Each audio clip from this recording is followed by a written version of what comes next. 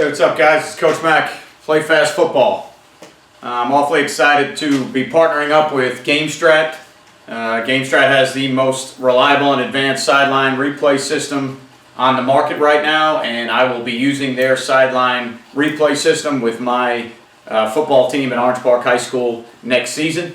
And if you're interested in GameStrat and what they can offer, I'm going to leave a link in the description of this video. I'm going to leave a link at the bottom so you can check out their products and what they have to offer and what they may be able to do for your football program.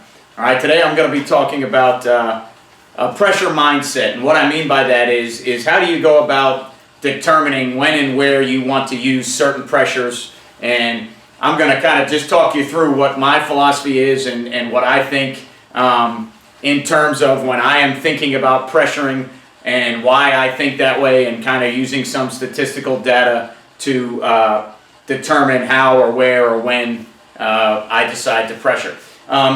Like anything else, all these things are up to you as an individual. If you're a pressure coach on defense, you can pressure anywhere you want on the field, however you want. You can use any types of coverage behind your pressure that you want to. But if you're looking for a more statistical analysis of kind of how to put blitzes together, then I think this video might be able to help you out with some information that I've kind of looked at over the years. And none of the numbers are exact as of 2018, but basically I'm going to give you the philosophy on field position and where the ball is, and as that changes, how it relates to the percentage of points that the offense will score, and then how that relates to your blitz philosophy or your blitz package. So what I've got drawn up here, all right, is obviously I'm not an art student. I was never good at art. I've got drawn up a football field with the goal line coming out to the 50 and then going back down to the goal line. All right. There are probably some statistical sites on the website that you can search and maybe get more precise numbers. But in general, all right, what you have to understand is where the other team takes possession of the football on the football field has a direct correlation to the points that they may score on that drive. Okay, so the further in your end, okay, or their own end, I should say, my fault for that there, when they are backed up in their own end, okay, and the further they get backed up towards their own goal line, the percentage of them scoring points becomes extremely low.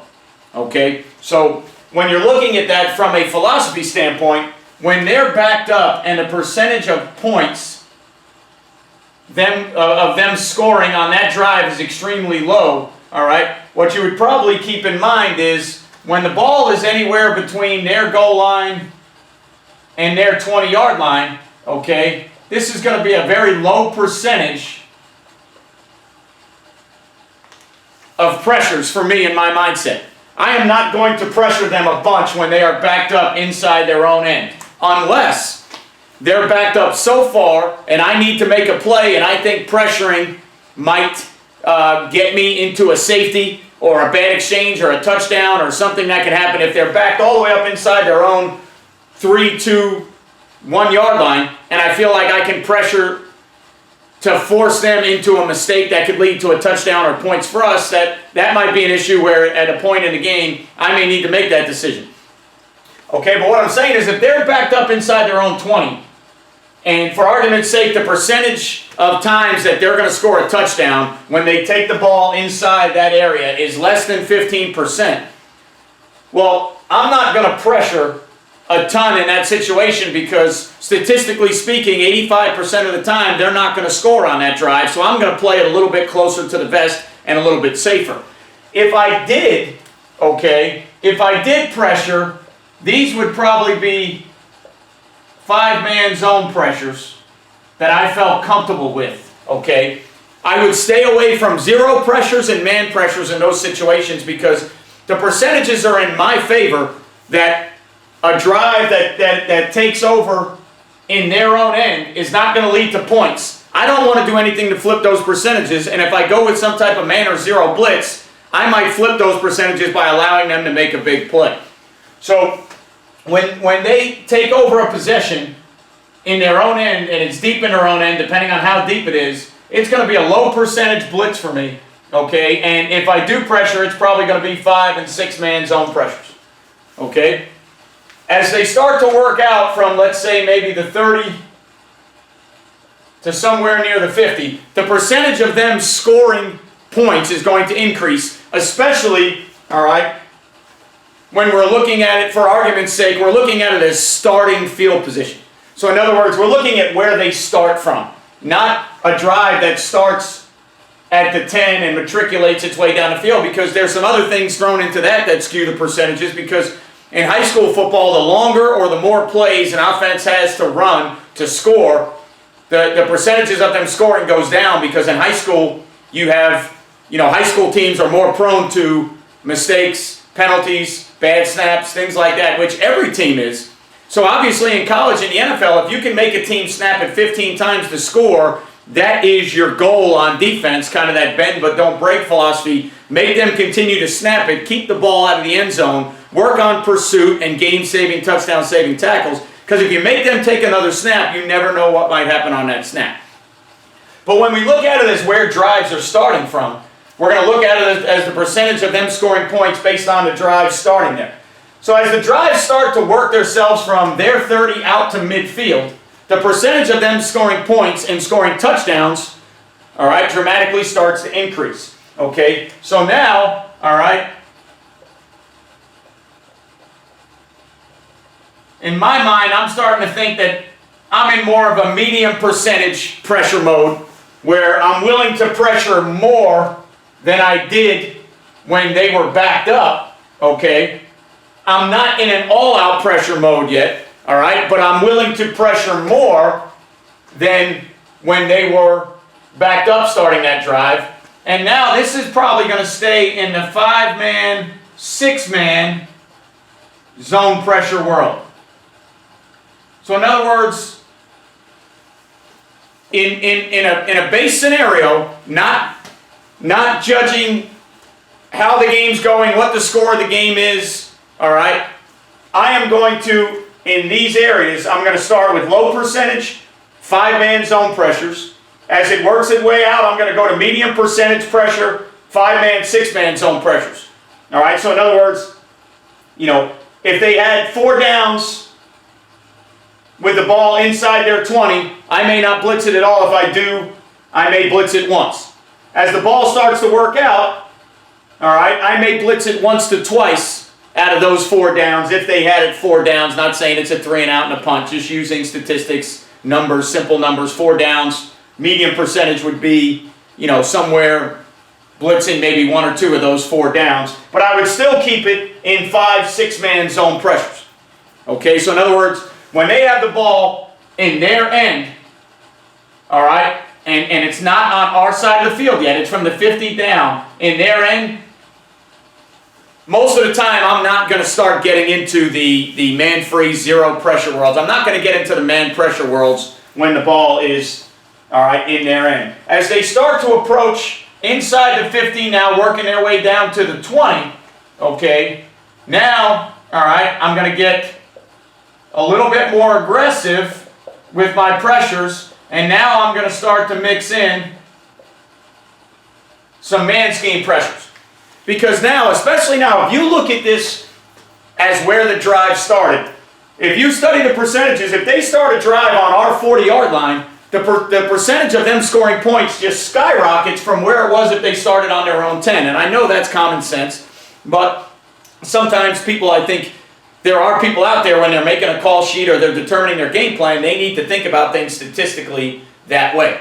All right, so if they start with the ball on our 40, the percentage of them scoring skyrockets, okay? And now with a little bit of a shorter field, okay, I'm not as opposed to a more aggressive pressure approach to where maybe I'll blitz 2 of those 3 downs, okay? Maybe I'll pressure all 3 downs. All right? And I'm also not opposed to playing a man scheme in those pressures. I'm not opposed to zeros or 1 free man schemes, because in the man world, I'm going to risk giving up big plays, but I'm also going to take a chance to make plays. And if their percentage of scoring points from the 40 is already over 50%, well then heck, in my mind, I might want to start doing some things to change those percentages and stop them from scoring, which the statistics say they're going to do 60% of the time. So now I get into a more aggressive, all right, man scheme.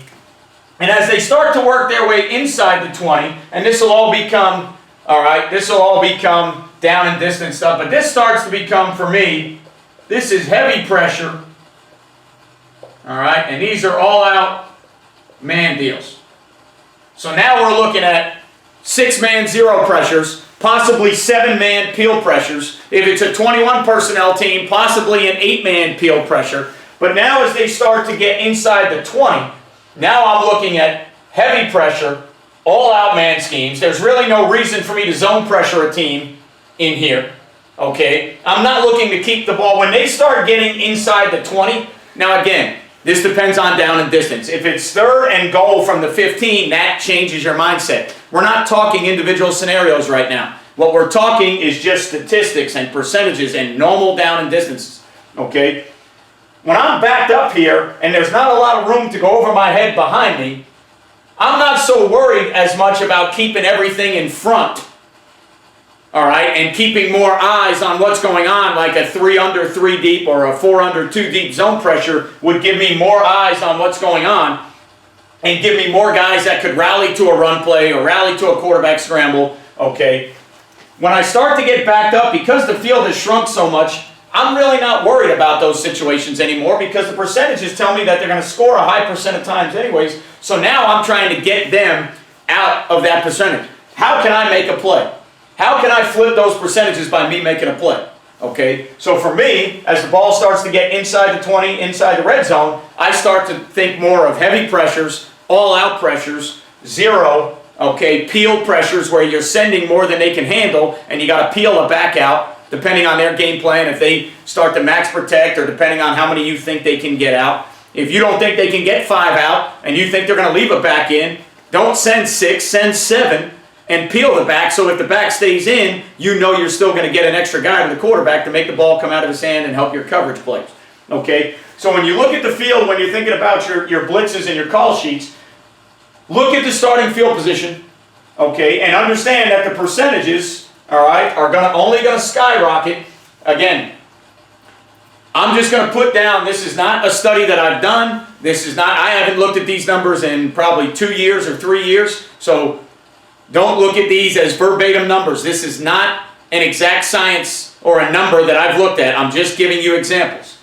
If they started back here, all right, and they were only going to score 10% of the time, and as they matriculated their way up, it went to 20%, okay, and then it went to 30%, and then it went to 40%, and then it got to 50%, and again, 60%, you can see, all right, you can see what starts to happen is based on the starting field position of the opponent's drive, those percentages all just skyrocket, all right, to the amount of points. Now, you could also break this down by touchdowns and field goals. When I say points, I just mean points. They're going to score 3 or 7, okay, or 6 to make 7, all right. You could also break this down by touchdowns because this number, let's say this number is 10%. Well, that number might be 7% field goal, but only 3% touchdowns when the ball starts inside their 10-yard line. So that number can be broken down even further, all right, by looking at the number of, and I believe if you study you can look up either NFL or college football, there probably is a chart just like this that'll tell you the actual percentages and the percentage of touchdowns and the percentage of field goals that you can look at. All right, but what will happen is within those percentages, that doesn't always mean touchdowns, that means field goals. So we're just talking about scoring in general, all right? So what that means is as the ball starts to work its way field position-wise, we get them pinned back here deep, low percentage, if anything, 5-man zone pressures. They start to work their way or they take a drive over at the 25 to the 35, we're thinking more medium percentage, but I'm still thinking zone pressures, 5 or 6-man zone pressures. They start their work their way or they take over at midfield. Okay, they take over at midfield. Now I'm in between that area where it's medium to aggressive, and now I'm starting to get into that area where I'm okay with man pressuring, all right, because of where they started on the field, based on down and distance. I'm okay with the man pressure, because the percentages tell me that there's a good chance they're going to score points from that starting field position anyway, so I might try and get aggressive and make a play. I turn it over, sudden change, big kick return, punt return, interception, whatever it may be. They take over on my 20. Okay? Well, now I got to understand that the percentages have gone to 70, 80, or 90 for them scoring points. Now I got to get into a heavy pressure, all-out man deal where it doesn't make sense to zone pressure or be safe and keep things in front of me when, all right, where I am on the field has shrunk and the percentages go up with the amount of points they score. I might as well gamble a little bit and blitz all out. Now, does that mean I've always followed these percentages? No. Okay. Does that mean that when they've been backed up, I haven't zero pressure? No. All right. Does that mean that all these things are listed and that's all that's on my call sheet? No, that's not what that means. All right. What I'm saying is, in my mind, in a normal setting, when the game is in the balance and the two teams are even and the score is not drastically different, this is my approach, all right, to how I'm thinking about when and where and how I'm going to pressure based on where the field position starts and where it matriculates, all right, down the field.